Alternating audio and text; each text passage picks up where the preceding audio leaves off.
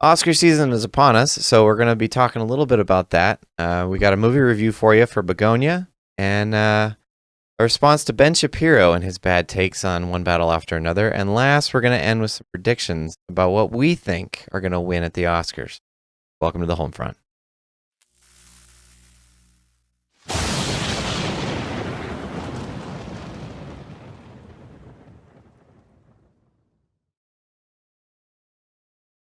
You got it. Tough. Now I'm a little off center and short. No. But you did such a good cold open. Thanks. I just did it myself. Here, I'll back up. I can shrink myself. Well, no, I can. I can just shift forward a little bit, and we'll do a little bit of that. There you go. Okay. It's like that. Whatever. Hello, welcome to the HolmFront. I am Tyler, your host. To my right, as always, is Mitch, my overly artistic friend. And I forgot part of my open. We keep everything objectively subjective here, which we're going to try and exercise as much as possible in this episode. We're gonna need it's a little bit new. This is one of my ideas. I'm not sure how well this is going to do, but we're going to see how it goes, see how it's responded to. We're doing basically like a super episode. We're going to try and cram a bunch of stuff into one episode. Try and keep it fairly condensed so it's not overly long and we're not just rambling around. But let us know what you guys think. We're going to be talking about Bugonia first. Yeah. You're also going to have a couple of comments about sentimental value, which I have not seen. So yeah, and then those are going to be the last Oscar films we're going to review. So we've reviewed all the Best Picture nominees for 2026. So you can just look back on the channel. We have everything covered there. The only films we're not going to get to is The Secret Agent, the Brazilian picture with Wagner Moura, and Train Dreams. And we didn't see Secret Agent because we heard it was tremendously long and tremendously boring. And we didn't see Train Dreams because it's also tremendously long and tremendously boring. More so tremendously pretentious. No, I don't know. I've not seen those, so I'll get around to them eventually. But it's like every year it's hard to get to everyone, and you're allowed at least one, if not 1.5 or two, get out of jail, get out of Oscar jail free cards. We kind of stumbled into getting them all done this year because a lot of them had movies we were just interested in seeing while they were coming out. Yeah. So we'd already done them. So good. It's good news and bad news. Mm-hmm. You know, we didn't like them all, but they were interested in all of them. Anyway, so let's jump into Bugonia first. Okay. So yeah, let's synopsize that for us. Why don't you? Okay. And then let me know what you thought. Which I think is you gave me the synopsis, which was what made me interested in general. The first time when I was like, okay, I'd be interested in seeing. It's a weird title for the movie, but I'm interested in seeing it. Okay, so a conspiracy theorist and his mentally handicapped partner in crime kidnapped a pharmaceutical CEO, believing she's Andromeda, as in from the Andromeda galaxy. So she's an alien from outer space. Yeah. Which is just a great premise. I was like, so you have a conspiracy theorist kidnap this like corporate CEO. Who's played by Jesse Plemons, by the way. Played excellently. He was Oscar snubbed. He totally was. Oh, he didn't get a nomination. No, he's not nominated. Oh, I thought he was in. For shame. That's crazy. I'd have put him in. He's my number 2 of the year. He's amazing. He's so funny. He's so like he brings so much heart to the character. Yeah. Like you can tell he just genuinely means well, and his character's backstory is like really awful. Like as the movie goes on, the more you learn about him, the more you're like, geez, this poor person has been through a lot. Like it's kind of too much for a single man to handle. But what did this get? I thought that he was the one that got them there. So what else did it get? So it got Best Picture, Best Actress for Emma Stone. Oh, okay. Which she's good, but Isn't she supporting actress? No, just best. I mean, she's got enough screen time. I think they're both co-leads. Okay. And then it got adapted screenplay. Okay, fair. All right. Yeah, and then it got Best Original Score.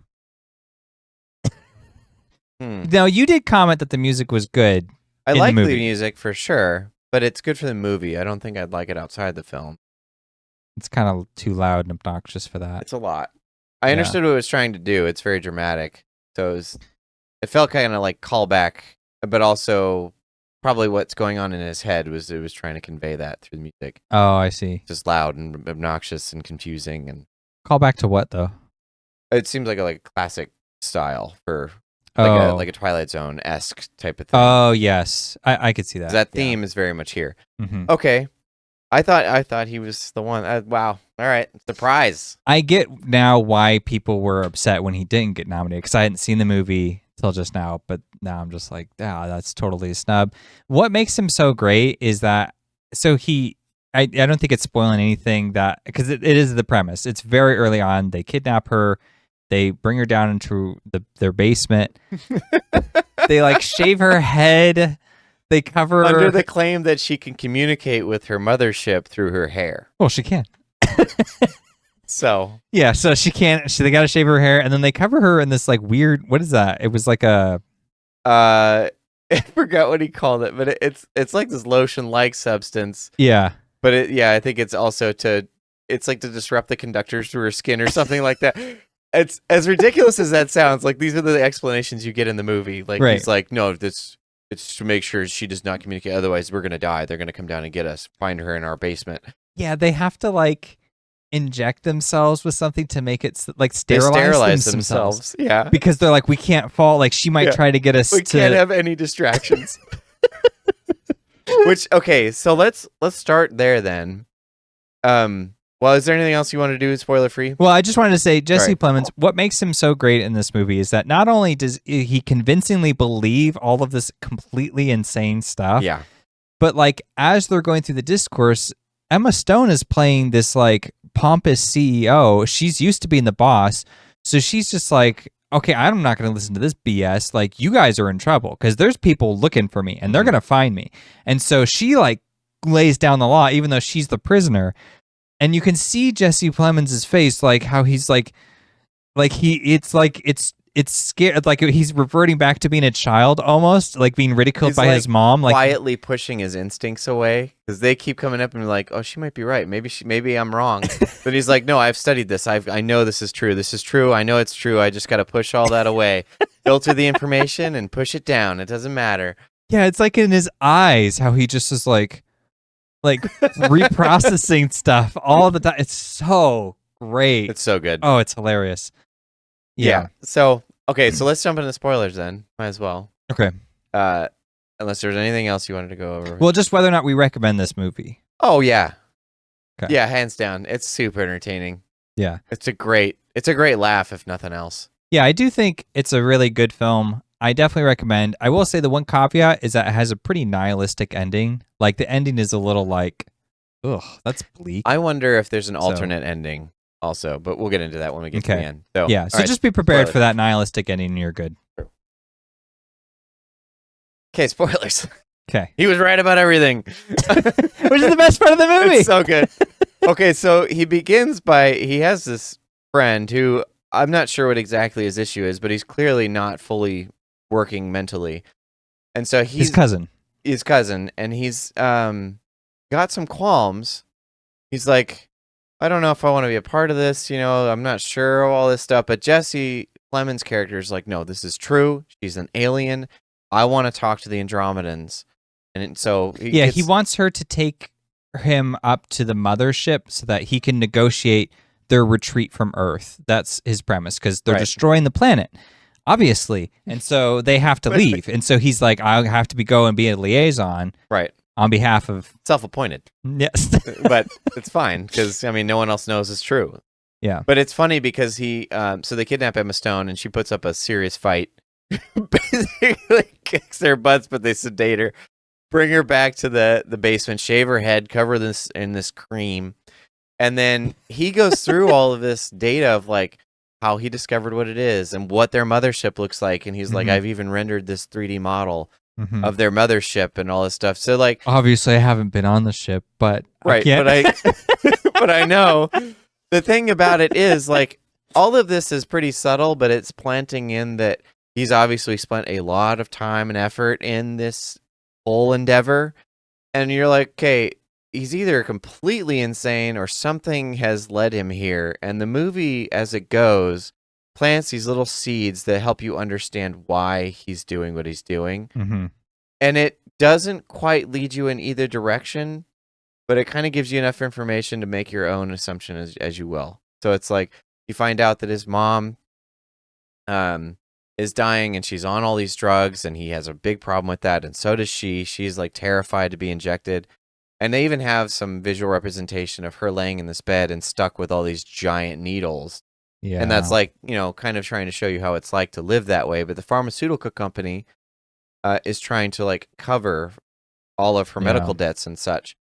Because they made a mistake and they put her in this condition. Right. And so now they're keeping her alive, but at what cost? I mean, she's barely alive. And then he has other things too. This cop comes over and exposes that they have some kind of potentially abusive history when he used to babysit him or something. They don't expound on it, but they give you enough to know that this is pretty traumatizing. So Jesse Plemons' character is very damaged.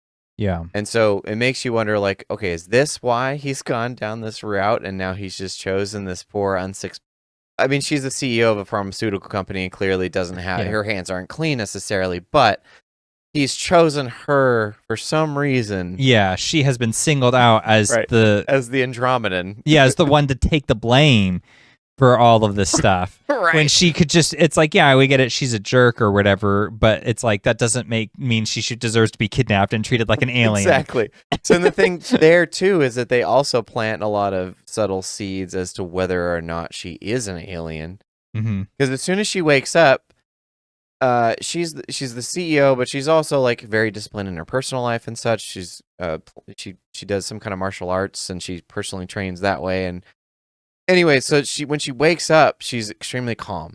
She just takes everything in stride. She finds out that her hair's gone. Okay, I can deal with that. She's covered in this cream stuff. She's like, all right, I can deal with that. I'm in this creepy basement on this dirty mattress and I'm chained to this bed. I can deal with that. And so she sits up to like, okay, who are you two? And then they explain what their purpose is. Right. They're like, you need to make this recording to send to the mothership in your own language and let them know that I need to go up there and talk to your people as a liaison for your retrieval from Earth. And she's like, this is crazy, but I can take that too. Okay, I'll deal. She's like, I don't know how to do that, but I will make the recording if you wish. And then you need to know that these people are going to be after me, so it's better to make a deal now than to get in trouble later. And so you're like, okay, she's pretty calm under pressure. All right, maybe she's just a very highly disciplined person who's just acknowledged the reality of the situation, and eventually she's going to get herself free. However that works. Maybe she's going to connive her way out, or we don't know. But it plants those seeds where you're like, okay, so he is crazy, and she's actually just a human that's caught in the middle of this, but she's adapting pretty well. Yeah. Maybe. And then it continues. Right. Because the thing is as the days wear on, she's like in this basement, you're getting tired, you're not like, you're out of your routine, panic starts to set in. And so at some point she's kind of like, she tries to give them a recording and she does it in her own, in English. And they're just like, that's not gonna work. And he's like, you're playing us for fools or whatever. Yeah. And she's like, say it in Andromedan. Right. Say it in your alien language. And she's like, okay, let's just back up a bit. Like, what do you guys actually want? Do you want money? Is this like some weird like sex thing or whatever? And it's almost like that would be a better answer for her if they had agreed to one of those instead of saying, we genuinely believe you're an alien. Yep. So they stick to that hard. Which is funny too, because as soon as she asks that, he's like, no, we sterilized ourselves. Yeah. We did chemical castration, Kay. We are committed. Like, she's just like, oh no, they're crazy. Nuts. This is really what I'm. And then it's like, then it enters this wild card, right? Because you don't know what they're gonna do if they're that crazy. Like, there's a scene later where he's like giving her shock treatment. I can't remember what his initial reasoning was to do that. But then as they're going through, he's like, I really hate to do this. I'm genuinely a nice guy, but we have to do this. I think he thinks that he's going to torture it out of her. He's like, hey, I've got to resort to other methods because you're not going to cooperate. Okay. So here we go. Something like that. So he's giving her shock treatment. It's like, it's intense. And then he's just like watching and his face is like, suddenly he's getting this revelation. Yeah. And so he keeps cranking it up. But then his cousin starts to freak out. He's like, this is too much. And then like after that scene resolves, he's like, I didn't realize you were royalty. Yeah, your readings were off the charts. It's like every time you think he's gonna come to a rational explanation for something, it's completely not. It's just like there's another answer from his conspiracy line of thinking that can explain that too. Right. And I think that's where the movie kind of is its real strength. It's this back and forth dialogue where it's like he's convinced that she is an alien. There's nothing she can say to change his mind. Right. And she's trying so hard to convince him that, that's insane, but he's already made that belief. But then conversely, at some point, she adopts the belief that, well, he's a crazy person, right? And I can just dismiss everything he says. And that's where I thought the poignancy of the film comes to light, because there's a lot of dialogue now about like corporate, especially pharmaceutical companies, having like taking positions and acting like the mass of people in society are just like, oh, well, it's like, I don't have to placate to any of you guys. Yeah. And then things like elections happen and then they're shocked. And it's like, there needs to be a healthy dialogue. And what the film does is it reverses the power position. So suddenly the corporate overlord that everyone's paying attention, the Elon Musk of the world, is put in a situation where they're forced to listen to some, Amazon shoe factory or packaging worker who's a total loon. And he's like, well, no, we're going to follow my perspective now. And here's all the things that I'm witnessing or whatever. And as you said, he's right. He's right about a lot of things. Mm-hmm. And there's an interesting, it's like, what do you do when you're confronted with that? Because he's also breaking the law. Like, that's still something that's still happening here as well. Well, he drags her into a reality that she doesn't understand because she's never lived in that reality. Yeah. She lives in a nice house and is paid millions, and she's CEO of the pharmaceutical company. In fact, when she ruins his mom's life, thinks that it's okay to just be like, hey, our bad, we'll pay for her treatments to get better. But in reality, he's left with this mom who's crippled for however long until it changes, if it does. But he's left with uncertainty. And so that dynamic is shown there, and she's like standing with a group of suits, and he's shown holding this rope, and his mom is floating in the air on a hospital gurney. Yeah. And it's just a way of showing like, well, this is what he gets, and she gets to keep on going, and her, level of success, whatever that is. Yeah. And so now that has turned, and he's dragged her into his basement and is showing her this reality, but also accusing her of something that she's, refusing. Mm-hmm. Then it's like, okay, well, now what do we do with this? That reality has shifted for both of them, really, but more for her than for him. Yeah, it is a really interesting movie in that it doesn't seem to. I'm kind of not sure where I feel how it takes a side or doesn't. Right. I think I kind of wish that there's like a few things the characters do at the end that I'm not sure if I'm on board with either. For example, you find out some things, and I don't want to do all spoilers. I want there to be some mystery to the movie. Sure. But you find out a few things about Jesse Plemons' character later, and it felt like The Brutalist last year, where you're following Guy Pearce, and he just seems one way, and you're like, okay, I have this character understood. And then he does something so heinous at the end, and you're like, where did that come from? Yeah. And so they do kind of one of those, and I was like, I don't know about that. That's a bit much. But then it's kind of like it's doing that everywhere. Like everything just goes balls to the walls at the end of this movie. And it's kind of ends on this note of like how, it's like humanities isn't worth saving or whatever. But in that is kind of also like just the kind of perceived truths that people have. The conspiracy theorists feel like these corporate overlords are destroying the world. And the movie's like, well, but they kind of are. Sure. So it's like it's interesting because you would think that they would be after the conspiracy theorists because that's like this hated group nowadays. But then you find out that it's sort of like it takes this step back, which I was kind of surprised by, and the film was just like, well, and it kind of presents, I think, more questions than answers. But given the topic, I thought that was the right way to go. It definitely makes you think about it afterwards, and it makes you consider. Mm-hmm. What all in it that you can pull from it, and some of it is interpretive, and and take that as you will. But like for instance, the way that they portray reality at the end is pretty ridiculous, and it's like, well, so is this some kind of slight against the conspiracy theorist, or is this like what reality is in his head, and you just get a glimpse of that at the end?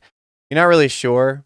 Mm-hmm. But either way, there are some poignant messages in there, and then there are some not so poignant messages in there, and it's your job to kind of parse through it. But I think it does a really good job of presenting all of those points and all those arguments fairly. Yeah. And then just leaving it up to the audience. Yeah. Which is nice. It doesn't hold your hand. Yeah, it's such a great just taken at the symbolic level, Yeah. like what corporate overlords are to everyday people Not human. is aliens. Yeah, it's just these inhuman things. So it makes sense. That's part of that. Yeah. Well, I don't think I have too much else to say about Bugonia. I thought it was a really great movie. I really enjoyed it. The end, I think, again, it's like I have mixed feelings about that. I haven't made up my mind on it. But I mean, for what it's worth, I do think it deserves the nomination it has. And poor Jesse Plemons. I don't understand that one. That's crazy. How do you miss? That's crazy. I don't get it. Oh, well. Oh, well. Do you have Sorry, anything Jesse. else to add? Next time. No. I think it's a highly entertaining watch. It's definitely got some dark content, so keep that in mind. But there was. It's not one of those that's as impactful as some of the other films this year. You know, stuff like Hamnet that has a big emotional resonance, or like Marty Supreme that kind of has an alternate take on that dramatic underdog story. It's not as impactful as those, but it definitely is a very artsy way of looking at some of the perceptions and the misconceptions going around within these groups, like conspiracy theories or conspiracy theorists and CEOs, pharmaceutical companies, politics in general. The disparity there is interesting to see in that way. Yeah. So anyway, okay, so let's get into your take on sentimental value, whatever it is that you wanted to say about that movie. Yeah, so just for anyone curious who's, wanting to watch all the Oscar movies, you can get my take on sentimental value. So I went out to the theater, I grabbed it. I just went to the theater. I spent the entire day there. I watched like 4 movies or something like that. Oh my goodness. Well, because they had the Oscar films, and I was like, I'm going to crank out as many as I can. Whew. So I kind of had to line up showtimes. This is why I didn't see Secret Agent, by the way. It's because it was like a 3-hour movie. And I was like, that's like, I could see 2 other movies, or I could see you. So forget it. So too long. I'd say that's probably my biggest problem this year is that I just don't have time. Like, you try and allot so much time for some of the stuff, and then you're just like, I literally don't have any more. To be fair, you're finishing a novel, so cut yourself a little slack. There's also that. But yeah. But yeah, so sentimental value. This is like this is European schlock. I'm sorry. So here's the thing. This is not necessarily a bad movie. The acting performances are great, especially Stellan Skarsgård. He's amazing in this. People say that it's a very lived-in performance, and it is. Like, he plays this aging film director, and he just has his view of the world, and he's not really in the mood to apologize that much for the things he has done. And so he's making this effort to reconnect with his daughters, who he'd had a contentious relationship with when they were growing up. And so now he's trying to make an effort to reconnect with them a little bit. And he wants, specifically the eldest daughter, because she's an actress, he wants her to be the star in this new movie he's making. And it's going to be kind of like maybe his last movie. So that's the premise of the film, which sounds really entertaining, like a nice, sad drama. The problem is you basically know nothing about everybody by the time the movie ends. Like, what you know from scene 1 and versus what you know at the end is like so marginal that to me, I was just like, screw this crap. Like, I want to know something about what happened. Like, I guess like maybe he had an affair or something. But like, honestly, that seemed like such small stuff in comparison with everything else they talked about in their family. So I was like, what is the issue? So it was basically like these 2 characters, one of whom was just so resentful and bitter towards her father. And the whole movie, I was just like, so why? Because it seemed like your mother wasn't that great either. Like, she's equally to blame. Like, I get he wasn't perfect, but he wasn't like a monster. Like, so, and like, can't we just kind of move forward? Like, it's been 20, 30 years now. Like, maybe we can just like... Well, how long do you hold grudges? Well, I'd like to think not that long. Look, you maybe there's mistake. a time. It's lifetime, okay? You commit to that. Yeah. That's what I say. And then the movie's really badly edited. I'm sorry. I'm one of those people. Some people are like, oh, it's just so great, the editing. What it does is it cuts to black and then sits there for like 5 to 7 seconds, and then it'll resume again. And it does this like 5 or 6 times throughout the movie. That was infuriating. That was so annoying. I was like, oh, so dramatic. So I felt like this was very pretentious. I didn't like it much at all. I thought the acting performances was great. And I thought there's Skarsgård. I mean, yeah. course. And there's individual scenes that I was like, well, that was a nice scene. That was interesting. Huh. Like that's something to really ruminate over. But it just like it had no driving force. It had no goal. It had no like this is where we're going with this story and like this is what you should take from it. It was just like I don't know, like we just hang out with these characters for a while, but like we don't get to know them. Like slice of life with no arc. Yeah. Just slice of life. Yeah, just slice of life. Yeah, zero arc, you basically. just get to see this bit of time. That's it. There is one interesting scene though where, okay, so at first the daughter refuses, which is also this is a really bad decision on the part of the writer. Refuses to be the actress. Refuses to be the actress. Okay. That alone is fine, but within a scene or two, you need to convince her and have her go and do it. That has to happen, so that way the drama can happen in the story, right? Mm-hmm. Well, instead he gets a different actress and he starts just going with the movie anyways. And what ends up happening is you just get these scenes of them separate and you're like trying to figure out what their problem is with each other, but that never really comes to light because they're separate and they're doing their own lives. So it's like you made the problem by not fixing the problem. Anyways, gotcha. So they have this other actress played by Elle Fanning and she's doing it. And there's a really interesting scene. It has kind of a dark premise, but it is funny where they go back to the house. He's like going to shoot the movie. It takes place. He's like shooting it in the old house he was, fathering his kids in. Okay. Right. And he says it's not about his life, but it seems like it very much is. There's a lot of parallels. I mean, he wants his daughter to be in it and like so on and so forth. And it's almost like the lead role is for his wife or their mom, right? Well, what happens is as they're he's taking Elle Fanning through the house and showing her around. And then you find out that the mom had died. She'd committed suicide, right? And so she had done that in the house. Oh. And at some point... I wouldn't want to be in there either. At some point, she's like... Elle Fanning's like sitting down in this room and she's like, okay, wow. And he's like, yeah. He's like, well, she died. Yeah. And he's like, oh, really? I'm so sorry. And he's like, yeah, she died in this room on that stool. And she was like, freaking out. But then you find out that wasn't true. Oh. He just said that. For what? To get Elle Fanning the acting performance that he's looking for. Okay. Because now she sees that house differently.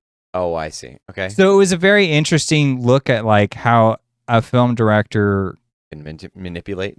Yeah. Or any kind of artist is like, well, let me tell you this because now you're thinking in the way that you need to be thinking to make this performance work. Okay. So I thought that was an interesting take because it kind of played with your mind. Because at first you're sitting there doing the same thing. It's like, oh, well, this sounds terrible. And I'm like, yeah, it is. That's what I thought. But then afterwards I was like, he's like, oh, no, I just said that. And I was like.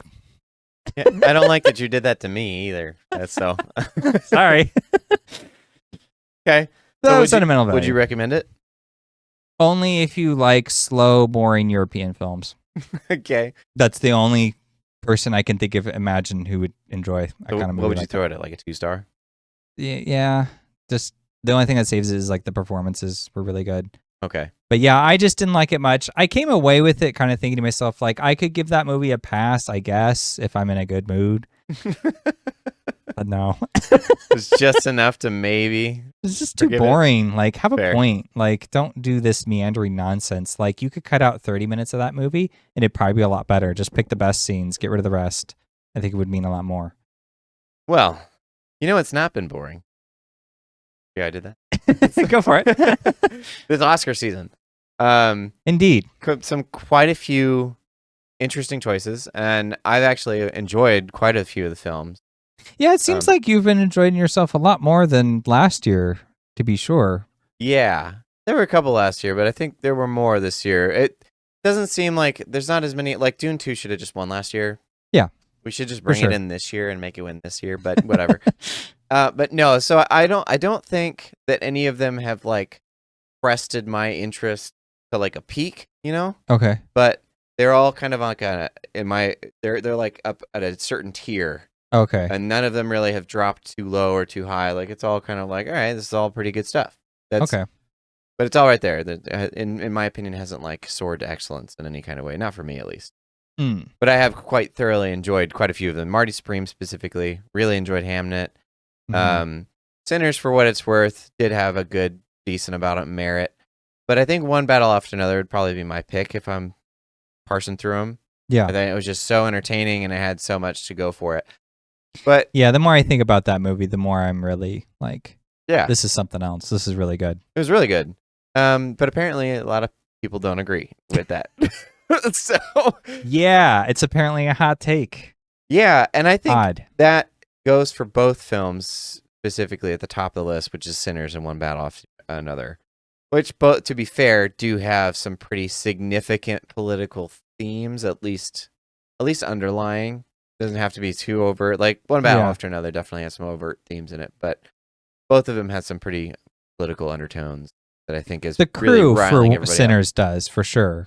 up. Because anytime they win something, a lot of them are just like, oh, like political messaging. But the film, it's like less so. But then again, it's kind of like what you read into it. The film got so much attention because it broke the record and got 16 nominations. That's crazy. Which seems like That's a lot, crazy. especially because you're thinking like the movies you think of, like the most was All About Eve, Titanic, and La La Land, each with 14. That Okay. was the record. And it's kind of like one only comes around every like 20 or so years, or maybe even longer, right? So the fact that this came in with 16, and like, yes, there is best casting, so there's an extra one. Oh, That's okay. We have a new category this year, yeah. That's actually a good one. I like that one. Yeah. Okay. But then again, it's like it still got 16. It would have been 15 if it was just that. You know what I mean? So Sure. it's still record breaking for sure. Sure. Okay. Do you think it deserves that? No. Well, yes and no. I think yes, it deserves the 16, but it's like it doesn't deserve to be the only movie with that distinction. I see. Like I think Return of the King should have 16. That's what I was going to say. Of all the ones that I know of, which I'm not well versed in the Oscars, but Return of the King seems like one of those that should have been a standout. Yeah. Because it kind of bordered both. Like it's expert making or expert filmmaking, but also resonated with such a wide audience. Mm-hmm. So like it had kind of both levels. Do you think that would break more records than your average film? Because a lot of these are ones that like that people like us would watch, or cinephiles or whatever. But common audiences, I mean, who do you think you'd go up to and ask, "Hey, have you seen Bugonia?" And they'd be like, "Yeah, dude, that movie." Most people are like, "What's Bugonia?" I guarantee you, like, you can go and ask just a general populace and be like, "I've never heard of that one." But like Marty Supreme, they may have heard of, but that even be kind Mostly of on the because fringes. Chalamet's been Exactly. such an outspoken figure. So I'd say probably the Sinners probably has the most renown right now. Probably the most popular in the That one public eye. and F1, those are the two that made the most F1. money. That's right. So yeah, we'll give them that. I forgot F1's up there. Mm-hmm. That probably was one of the more fun films here. Yeah, that one was fun. I Yeah. might change my answer later. We'll see. Speaking of which, I think a snub we can throw in just for later is Smashing Machine. Yeah, I think Dwayne Johnson was snubbed. Yeah. But like if I was an Oscar voter, I'd have had Timmy and Jesse Plemons at the top. And I would have gone and watched Blue Moon. I haven't seen that one, but that's Ethan Hawke, and I hear he does this total transformative in performance. So I would have gone and seen that too. But yeah, The Rock, come on. Yeah, that's not cool. That guy put his heart and soul into it, and he did a great job. Okay, so we're going to respond a little bit to some. This is something totally new I've never done before, so Okay. bear with us. But we went and watched a couple of reviewers for specifically One Battle After Another, because that one seemed a little less overt in its themes. Like Sinners is pretty upfront about what it is. But I think on the backside, all the fans have a specific predilection to the movie. One Battle After Another seems a little more vague in like what it's trying to convey, and I think that's the point. And I think that's what we really liked about it. We did our review, so if you'd like to go see our extended thoughts, go see that video. But I think that it was a lot more nuanced than people are taking it. I think a lot of the resistance is that they think that it's propagandistic more so than it actually is. Right. So we watched a couple of videos. We wanted to respond to one specifically, Ben Shapiro. We're going to go against the titan of the industry. And we're going to go through a couple of his thoughts today. We're not his whole extended thoughts, but a couple of them. So, okay. Here we go. It moves quickly. The music is actually quite good. The score is... Which I agree. The score was good for One Battle After Another. I'm not sure what else he has done, actually, but I thought that the score was effective. I believe he did There Will Be Blood. So Johnny it's kind Greenwood of a does a spare lot but of effective score Paul Thomas by Anderson Johnny Greenwood. movies. The cinematography is beautiful. There is a car chase scene near the end that is well choreographed. Does he do kind of that and the jazzy movie sound in sucks all 'cause of them? The writing's bad. Okay, No. so the entire premise of the movie, it's based So, on a okay, let's Thomas start there. Pynchon novel called Vineland. And Writing's bad. Do you agree? No, writing's great. Thumbs up for this. Thumbs down. No, he's just completely wrong about that. At least he's respectful to like the cinematography and other elements. Because yeah, the craft is great, but like the writing Right. is hilarious. It's so funny. It is. Yeah. And like I said, I don't think, because I'm pretty sensitive to some of that stuff. And so if it's so overt that I'm just rolling my eyes the whole time, it's not a perfect indicator, but it's one of those where I start to pay attention too much. And I'm like, okay, I get it. You're trying to push this singular message, and I just don't care about what you have to say. But I think One Battle After Another wasn't trying to push something down my throat consistently, but it was trying to convey that. I know what we think here is that movie is trying to convey that extremism on both sides is just poison. Pretty much. Well, it's a destructive force. Right. Well, what does he think that's bad about the writing? What's his issue with it? when I say based on, I mean loosely related to. The basic idea of One Battle After Another, the basic plot, is that you have a person named Ghetto Pat Calhoun, who is played by Leonardo DiCaprio, and And that's Perfidia just Beverly funny. Hills. Again, all of the names here are supposed to be on the nose, sort of slightly surrealistic, but they're not good. Like Perfidia Beverly Hills, because it turns out that she's perfidious. Get it? Like What do you mean Perfidia. they're not good? They're funny. It's hilarious. Because she's too cool for school, and because they actually sing the Beverly Hillbilly song at one point. Anyway, they are leaders of a revolutionary terrorist group called the French 75. Oh, Ben. And they seem like they're out of time, because they really should be from like the late 1960s, but actually Yeah, that's this the part point. of the movie is supposed to be set some 16 years ago, so like 2008, 2009. The first scene in the Well, yeah, movie nothing's changed. is them That's the raiding whole an point. ICE Right. facility to free illegal immigrants. Yeah, which see, turns he out to missed be that sort of a already. running theme He's here, already missed is that. revolutionaries, what they really Okay, do is they let's fight the stop there. system in order to allow Explain that for us. unchecked migration. Yeah, so we get You can take us off. I'm good. Unless you want to dissect him some more. we might give him another minute or so, and then we'll Okay. go from there. Yeah, so the end of the film is it shows that Ghetto Pat's daughter has learned all this information. Like I said, go watch our review of the film. There's a lot that goes into that, but she's learned all this stuff that's kind of revelatory to her, Mhm. specifically about her parents, who were both revolutionaries, part of the Revolutionary 75 that he's talking about. Mhm. And she gets to make her own decision of where to go with her own life. Yeah. And one of the things she does is she goes out to become a protester, like another revolutionary, essentially. Yeah. When her mom was that, and her mom was the one that spiraled this series of events because she's not a good person. She does some bad things, and she makes some really bad choices. But the daughter goes, and essentially, it's kind of left up to interpretation, but it seems like she's following in her mother's footsteps. So there's this generational component to this passionate, I don't know, this ideology that they have. Mhm. That's the point, is Yeah. that it these days resemble the 1960s, because people will have their disagreements as to, whatever the cause might be. Mm. These days, it might be like immigration or ICE or, foreign wars, whatever.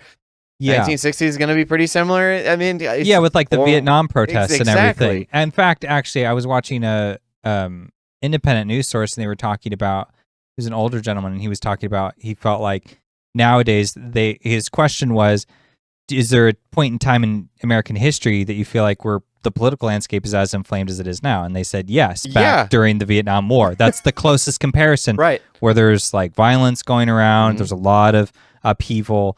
So yeah, I don't see, but that's kind of the whole thing about One Battle After Another. It's just that like these just keep things fighting don't it. actually end. Right. The conversation continues to develop. New policies come in place. Some people try to do a good job. Some people are saboteurs. Some are good. Some are bad. And it's like, throughout all of that, the next generation, this is the mess that you get. Yep. But that's what every generation gets, is a mess. And so it's up to you to take a stand. You don't want to. No, I actually think we're good. I think we're getting. Oh, okay. Well, So, we're on a roll. here we Yeah. are.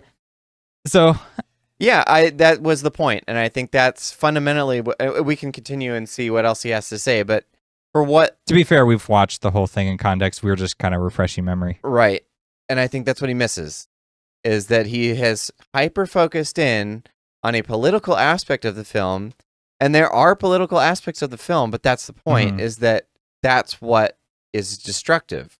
is that you Right. get so enveloped in an ideology or a viewpoint that you fail to see what's going on or what your effect is on other people. Yeah. Like the Antifa Yeah. representations in the film bring about violence and destruction, and so do the white supremacists. Right. And that was the point. And that was at the end, like neither one of them is necessarily resolved. Right. It just continues to go, which is why it's so aptly titled. Yeah. But Mm-hmm. yeah, so I wanted to bring that about and just kind of go into what I despise how politicized people's opinions tend to be when it comes to these films, rather than trying to look at it as an artistic piece. And I think some of that is merited. I think that Hollywood does have a tendency to pat itself on the back and to have this kind of, I don't know, overly pretentious view of itself. But I don't think that this film in particular deserved it.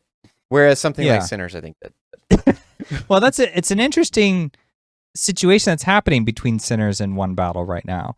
Is that, like, on the one hand, people who don't like One Battle feel like if it wins, it just propagates that message of Hollywood patting itself on the back, trying to virtue signal about how it's so progressive, when really it's just propagating the same messages over and over and over. And so it's the Green Book or the Crash or the whatever. It's like this appeal to, like, wanting to resolve racism, but can't be done unless it has like a white male protagonist who's the good guy, the exception. Right. That's how they see this movie. Which Leo was not, by the way. Yeah, he was the bumbling idiot. Yeah, the whole thing, exactly. But it's like he's still he's got the good heart. Yeah, he has a good heart. He cares about his daughter, obviously. So there's like good meritorious things about him. But it wasn't his daughter. Her actual dad didn't care about her and wanted to kill her. So right. He was, but he was, and that was the thing too, is that he was doing the right thing, even though technically, in theory, he wouldn't have the responsibility to do so. He doesn't know, but it's like, it does speak well of his character, because it's like, at this point, I don't think even if he did find out, he would switch course. No. That just, right. And it's like, he conveys that character well enough to say that. But then on the reverse, you have, it's kind of the Sinners film, and that if that wins, people are like, oh, well, then that will just be placating to, because it's like a black filmmaker and it's like black art or whatever, which is inherently like racist thing to say, because it's like, that's the whole point, is that like anytime there's like criticism onto the filmmaking qualities of Sinners, because these two movies are not on the same level. And if you study film, like, I'm sorry, but like this is like this, the One Battle shows like a real refinement to the craft. And the issue is when you try to point that out in Sinners, people like slap it down and say like, oh, well, like it's a black filmmaker, so we should celebrate that. And it's like, but isn't that an inherently racist perspective? Because now you're saying that it deserves to win based on race as opposed. And so it's like, this is of course the problem with DEI, is now it's too hard to differentiate whether or not this is craftsmanship being celebrated or it's just because of other, representation. Right. And so it's like, there's all the problems that go with that, which is unfortunate, but it's like, there it is. And I will say, too, there's even been people that don't even respect when you do have examples of the alternative. So it's kind of like the I voted for Obama perspective. It's like you say it in order to like get people to think that you are more progressively less racist than you actually are secretly or whatever. But in all seriousness, I've always felt like Steve McQueen was super snubbed for 12 Years a Slave. That is a directing masterpiece. That film is amazing. And I thought he should have won Best Director for that. And I've always held to that. But like this Ryan Coogler guy, people just worship him right now in Hollywood. And I just don't think his skill is quite up to snuff yet. He's got to work at it. And I say the same about Paul Thomas Anderson. I've been rewatching all films of his because I haven't seen a lot of them. I just got through Magnolia, and that was a slog. I didn't think it was very good at all. And a lot of people really celebrate that one. And I'm like, there's a profound difference in his skill between that one and this one. I see roots of it. I see. But like here, I'm like, okay, no, he is at the top of his game now. This is the best I've ever seen him do by far. I will say Coogler. I still got to see if There Will Be Blood. Okay. That's worth watching. Coogler's, it's probably his best film, Sinners is. Okay. I mean, I don't think I've seen all of them, but I did see Black Panther, and I did not like that movie. I didn't think it was good at all. But that was up for Best Picture as well. Yeah, that overperformed considering it was a superhero picture. But that's what I mean. They worship this guy, and I'm just like, yeah, what? Okay. And I think it was up for similar reasons because it had a lot of politics involved in it. I don't see the merit of Black Panther as a film, personally. I didn't. It's like, even as a Marvel film, this was underwhelming. But Sinners itself, it has a lot going for it. I liked a lot about it. But when I compare it to the other films that are up this year, I don't think that it holds a candle. I don't. To me, I'd rather go watch Marty Supreme, or I'd rather watch Smashing Machine. Honestly, I enjoyed that one much more than I did Sinners. Sinners is one of those that I watched once and I was like, okay, that was decent, and then you move on. But one battle after another, I'd actually watch that one again. Yeah, I would too. I mean, I would be willing to watch Sinners again. I feel like I need to give it another viewing to kind of see if I missed anything.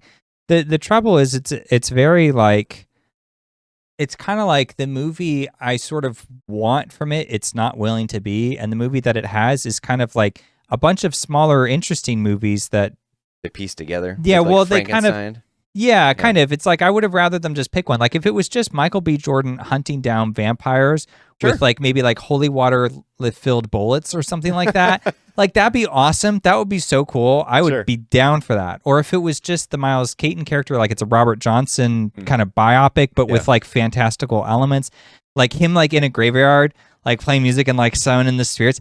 That would be so cool. Like so things like that would have been nice. Instead, it's kind of like, it's more, it's like, how do I put it? It feels like a lot. It's like, it feels like it's got this very slow opening where it spends a lot of time just convincing these characters to join in. Most of the scenes, it's hard to understand what everyone's saying. And then like you get into the juke joint and then the vampires are there and then it just kind of unravels and it's just like a vampire killing movie. And then I was like, okay, so like, how does it all... becomes 30 Days of Night at the end. Like, oh, okay. Yeah, and then it goes to the finale where it's like the end scene where it takes place in the future, and then it's like trying to do this message about like time and music and stuff. And I was like, all right, I'm not really into a music scene though. I think that's partly why it didn't resonate for me, because it's such a vibes movie if you're just like going with the groove. Sure. And I kind of like, so I get why people like it for that reason. But yeah, it's like this dialogue is just, it's weird too, because a lot of people I follow in movies, almost unanimously, they're in the Sinners camp and they resent One Battle for being this like contender. Well, they resent it for being this pro Antifa message as they see it. Sure. They acknowledge that there's some things like, you know, it does criticize the left with their like obsession with like safe spaces and like sensitive language and so on. Yeah. But they don't feel like it's enough to like actually merit a fair perspective on both sides. Okay. They don't think it's truly that it ultimately is like pushing this left-wing agenda. Maybe I don't see that because I've always been more left-leaning myself, but maybe. But I'm not. But the thing is, that's the thing is you really liked it. Yeah. I'm pretty basic conservative, so I'm not sure what I'm missing, but I'm not on the same train as people like Shapiro. But all right. Well, on the topic of Oscars, do you have anything else to say on those? I'll give you one other point. Okay. At the end for the One Battle After Another, another issue I saw brought up was people didn't like they don't like Perfidia's character because they think it's a bad image for like black people or whatever. But it's like, I'm going to do that point first. It's like, isn't that the merit part though? Is that it's not looking at race, it's looking at the character? Well, yeah, you would think, right? I mean, isn't that the phrase? Not based on the color of the skin, but the merit of the character. Like, yeah. So it's it doesn't matter. I guess not what color she is, but what kind of character she has. She had a bad character, right? Her daughter didn't. Her daughter was fine, right? And so when it gets to the end scene, they don't like when she's points the gun at DiCaprio, her dad, why? And is like mad at him. And it's like making him like kind of answer the question like, who are you? And like kind of interrogating him before she relents. Okay. I guess they don't like it because they feel like it's propagating this message that like ICE is going to get you. And so the younger generation is just afraid that the people they thought they should trust, they can no longer trust, and has created this illusion. I guess that's part of it. It's that like, yeah, the world is really against you kind of thing. You're a minority person, so the world's against you kind of thing. But you're now extrapolating individual experiences into something larger. That was intentionally an individual experience. she had just had her whole world turned upside down and learned that she'd been lied to. Well, maybe. She thought she had been lied to by DiCaprio's character. And so when she asks, who are you? She knows that he's not her dad. Yeah. But he's been telling her that for 16 years of life. Mm-hmm. And then she'd gone through this whole ordeal that she never expected to have gone through. And so now she's like, well, can I trust you? Because you've been lying to me. Right. So, like, if you boil it down to an individual experience, and you're just taking her as a character, which I think is what was going on, is that some people are taking this movie too literally. And so then you're just seeing what's presented to you in the moment rather than taking it as a whole. Because, like I said, there's plenty of those elements in the film that kind of leave it up to ambiguity. One of them is this one where it's like, yeah, of course she reacted that way. She's a 16-year-old girl that just learned that nothing she knew was true. Right. So, yeah, I'd probably be a little mad, too. Like, I just had to kill this guy because of the lies you told me all my life. And that's the other thing, too. Like, she just shot somebody. Her stress levels are going to be through the roof. Yeah.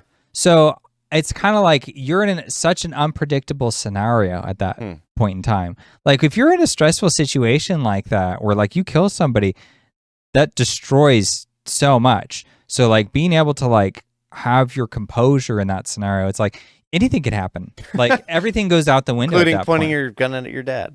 Yeah, exactly. Which who among us hasn't cast the first stone? Exactly. Yeah, so I don't know. Like, I don't want to get into like everyone else's counterpoint, but I just do find it interesting how it seems like, because I've seen a lot of people on the right really side with Sinners and feel like it's the more popular film. It definitely sold the more tickets. Sure. So it's like, yeah, there's some credence to that. And they really like the message about how the vampires are sort of this idea of conformatism and that the main characters are trying to like preserve their individual identities. Sure. So like, I get the themes there. It just, they don't feel like they coalesce into a story. Right. Like, like individual themes all kind of crammed together rather than coming together. Yeah, it's vibes and themes, and it's sort of like you got to be the conspiracy theorist to connect the dots of what you want from the movie. Grab Jesse so it's Plemons. a buffet. Yeah, it's like a buffet movie. You Gotcha. take what you want and you leave the rest. And I think that's fine. I just don't really like buffet movies. So I don't think they belong in the Oscars personally, but unless they're done, I guess, in a certain way. Like, I think Sinners is perfectly fine to be nominated, but I am going to have beef if it wins. there's the point. Okay, so let's get to the last segment here, which is your predictions for the Oscars, which is what everybody wants to hear. That's definitely it. The Oscars are premiering on the 15th, which is Sunday. Next, not this coming Sunday, the next Sunday.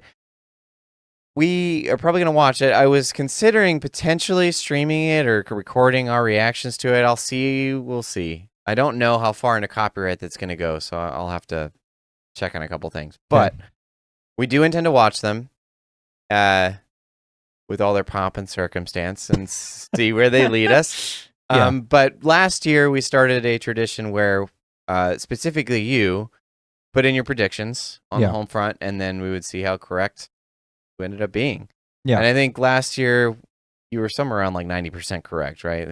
Well, I don't think I was that much because you always have to factor in like the shorts and stuff, but I got quite a bit of it right. I messed up the screenplays for no reason. Unbelievable. I should have just... I don't know why I have them on the show, but okay. So I screwed those up, but I did pretty well. I definitely was proud of... I got all 4 acting wins down. Okay. And director. You think you'll do it this time too? No. Okay. I'm going to get it 1 or 2 confusing. acting. It's way too random this year. That's the one I'm going to spend the most time on, so here it comes. Okay. I'm going to skip over all the shorts because nobody cares. I don't even think people should count it when you're predicting. It's just ridiculous because you could go with every metric under the sun, every rule, and then still get it wrong because they're just random. It's RNG. So my strategy for predicting the shorts, if you care to know, is I just look at the title, and if it sounds like something they would say, or I would say, yes, that's an Oscar-worthy short. You don't think anyone actually watches them? They just pick it based on the title, huh? No, I just pick based on the title to predict. Okay. So that's my weird criteria for that. If you want to know, I'm on Awards Expert just at Mitchell Kopitch. So you can find me there and you can look at my choices. Let's talk about the good stuff. Original song. I'm gonna ask you actually play a little game and have you kind of fill in what you would pick. Okay. So, I guess I'm gonna have to go for the nominees. I gotta look at all 5 because I just have mine in here. I didn't think of that. I know, it's a shame. Okay, so original. Oh, just what happened there? By the way, comment below what you guys think is going to come and win in the Oscar season. We've gone through all the nominations, and I'll have a playlist for. I think I'll just call it Oscars 2026, and those will be all of our reviews and our thoughts and anything we've had to do with this season. Yeah. If you guys are even interested in the Oscars, I know it's a quickly dwindling crew that watches it with any kind of interest, but everyone pays attention to what wins. Yeah. Kind of like watching the Super Bowl. Yeah. And people don't want to watch the game, but they'll watch the highlights or whatever. Yeah. So, but we'll actually have like our prediction, and I think it is fun because we think that there are some merits to some of these things, and some of these films, like it's been fun breaking down why they deserve some of this recognition, Yeah. and whether we agree or not. And I think that that's the idea, right? Is that it's art, it's inherently subjective, and so what resonates with all of us as human beings. And some of those will resonate with more, and some will resonate with fewer. And I think that the ones that stand out will be the ones that inevitably, even if they win officially an Oscar or not, those will be ones that last. For, Yeah. However long that'll be. Nosferatu's around for 100 years. So maybe we'll have like Return of the King will last another 100 years. Who knows? Yeah. But we get to watch in real time as like some of these things get officially recognized. So with that, find your Okay. list. Yeah. So I got my list. So All right, I had to monologue. one thing. Yeah, I was like, I figured it was just the app being Did funky. it? Okay. So here's something to keep in mind as I go through my list. Okay. The best picture winner is either going to be Sinners or One Battle. Yeah. Guaranteed. Clearly, yeah. So if you predict, you're basically in one of two camps. Either you are an old school Academy Old Guard style voter and you think it's going to go One Battle across the board with a few wins for Sinners here and there. Okay. Or you believe there's more power in all the new voters they have. The international vote, the younger vote, the more DEI vote. That's specifically what they called it, was their DEI onboarding. So they have a lot of new voters. The new voters are going to be more in the Sinner camp for sure. Got it. So it's kind of like we have a very reminiscent scenario of like La La Land losing Best Picture to Moonlight. Okay.